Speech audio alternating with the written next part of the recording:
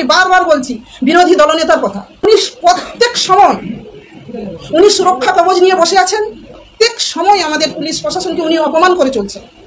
এই জন্য আমরা West Bengal police, Kolkata police, আমরা পুরো ফ্যামিলি, এটা আমাদের পরিবার, এর প্রতিবাদ করছি, এর ধিক্কার জানাই। পুলিশকে পর্যন্ত আপনারা জুতো দিয়ে আঘাত করেন।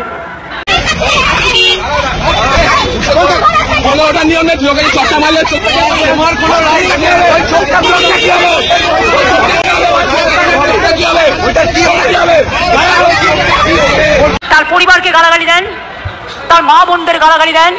হ্যালো, বল কাটকে ছেলে বল। লজ্জা করে না আপনাদের? আপনি কি বলছেন? আমি অনুব্রত মন্ডল বলছি। তোর বউ দারুণ দেখতে, আমাকে যে নিয়ে এসছে এটা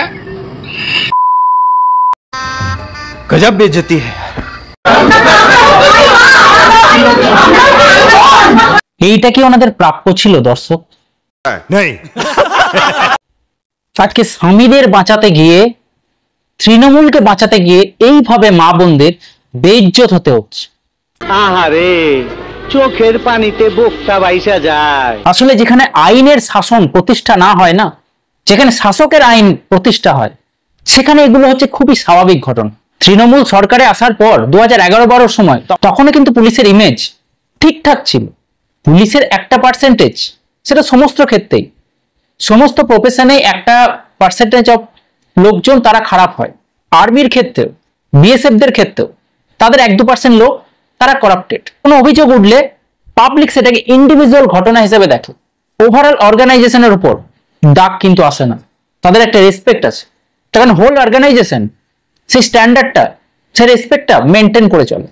তারা তাদের মর্যাদা কাজের মাধ্যমে ধরে রাখতে পেরেছে জনগণের কাছে। কিন্তু পশ্চিমবঙ্গ পুলিশ বিগত 2-3 বছর ধরে যেভাবে শাসকের হয়ে ব্যাট করেছে, মমতা বন্দ্যোপাধ্যায় 4 বললে ওনারা 6 মারছে। দিদিকে খুশি করতে কি না করছে, যত রকম বদমাইশি, যত রকম ধান্দাবাজি করা যায়। কিন্তু আলটিমেট হলোটা কি? যে ফ্র্যাঙ্কেনস্টাইন, যে দানব তৈরি করেছে মমতা বন্দ্যোপাধ্যায়, তাতে তারা নিজেরাই শেষ হচ্ছে। যে পুলিশ আজ দিদির জন্য এত কিছু করছে, সেই দিদিরই শাসক দলের দিদির ভাই এইভাবে মা বোন তুলে গালাগাল করছে। তারপরে কি হচ্ছে? তার প্রমোশন হচ্ছে, কোনো শাস্তি নয়। পুলিশ তার একটা বালও বাঁকা করতে পারছে না। উল্টে যে ভিডিওটা দেখলে, একটা ছেলে মারধর করছে, শোনা যাচ্ছে সে কিন্তু কোনো বহিরাগত বা বিজেপির কোনো দলের লোক, তারা নাকি তৃণমূলের সাথেই যুক্ত। একের পর এক তৃণমূলের নেতা ছাতা, তাদের ছেলে পেলে খুন হচ্ছে। প্রত্যেক সপ্তাহে একটা করে ঘটনা ঘটছে। তাদেরকে কিন্তু কোনো বহিরাগত এসে মেরে যাচ্ছে না, কোনো অন্য দলের লোক এসে মেরে যাচ্ছে না, নিজেরাই নিজেদেরকে মারছে, খেউ খেয়ে করে মরছে। এরপরে দিদি ধমকাচ্ছে সেই পুলিশকে যে আপনারা কি করছেন, এইভাবে একের পর এক খুন হয়ে যাচ্ছে। দিদি আসলে ভুলে যাচ্ছে যে এর কারণ তিনি নিজেই। রাজ্যে যদি আজ আইনের শাসন থাকতো, অপরাধীদের মনে, দুর্বৃত্তদের মনে ভয় থাকতো, তারা শাস্তি পেত, সাজা পেত, তাহলে আজকে এই ঘটনা ঘটতো না। কিন্তু তাদের মনে কোনো ভয় নেই, কারণ তারা যতই অপরাধ করুক, অন্যায় করুক, দিদি সবসময় তাদের সাথে আছে। তার ফল তো ব্যাকফায়ার করে তাদেরকেও সেটা ভুগতে হবে। এর ফলে পুলিশ একদম পঙ্গু। তারা না বিরোধীদের জন্য কিছু করতে পারছে, না শাসক দলের জন্য। পুলিশের কাজ তো তৃণমূল, বিজেপি, শাসক বিরোধী দেখার কাজ নয়। তাদের কাজ আইন মেনে যা যা করার তাই করা, দোষীদের শাস্তি দাও। কিন্তু রং দেখে যদি কাজ করতে যান, গায়ে তো চুনকালি লাগবেই। আর শেষে বাড়ির মেয়ে বোনদের রাস্তায় নামিয়ে দিলেন। ছি ছি ছি ছি ছি, পুলিশ ছি, লজ্জা ঘৃণা ভয় 3 থাকতেন।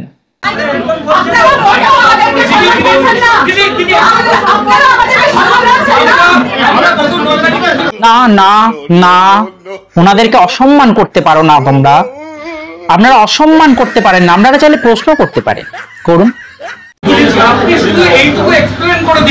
বীরভূমের দাপুটের তৃণমূল নেতা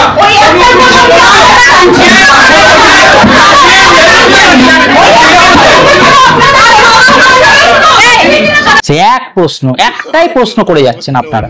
আরে আরো 5 রকম প্রশ্ন করুন, যে কি কি সিরিয়াল দেখলেন, কি সিরিয়াল দেখতে ভালোবাসেন, এবার পুজোয় কি শাড়ি কিনছেন, কোথায় ঘুরতে যাবেন, এসব প্রশ্ন করুন। একটাই প্রশ্ন, অনুব্রত মন, এগুলো কি ঠিক? মা বোনেদের বলেছে সেই সময় আপনারা এটা করলেন না, তখন আপনারা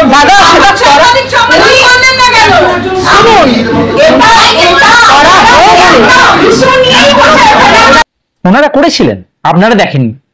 ওনারা মনে মনে প্রচন্ড বিরক্ত প্রকাশ করেছিলেন, রাগ দেখিয়েছিলেন, শাস্তিও দিয়েছেন, তারপর ক্ষমাও করে দিয়েছে, সবটাই মনে মনে।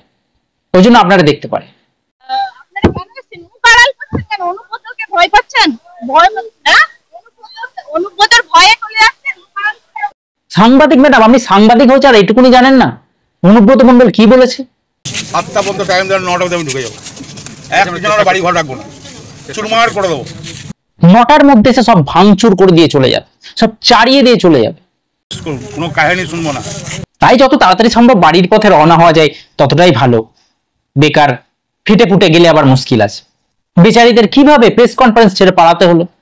হ্যাঁ, এসেছিল প্রতিবাদ করতে, কোনো রকমে মানে সম্মান নিয়ে বাড়ি ফিরলে। পশ্চিমবঙ্গ পুলিশের উদ্দেশ্যে একটাই কথা বলবো, যদি এখন আর সময় নেই তাও একটু ভাবুন, একটু রাজ্যটার কথা চিন্তা করুন, এমন কাজকর্ম করুন যাতে কিছুটা হলেও নিজেদের মর্যাদা, অর্গানাইজেশনের মর্যাদা ফিরে আসে, পাবলিক একটু ভালো চোখে দেখে। এরপরেও যদি আপনারা শাসকের তালে পা মিলিয়ে সমানভাবে অন্যায় করে যান, অন্যায় মদত করে যান, আইনের শাসন নয় শাসকের আইন প্রতিষ্ঠা করার চেষ্টা করেন, তাহলে 1-2 জন বলছে, শাসক বিরোধী দলের নেতারা, এরপর প্রত্যেকটা মানুষ জনগণ বলবে।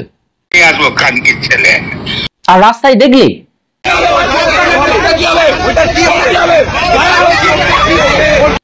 একটু ভাবুন। নমস্কার।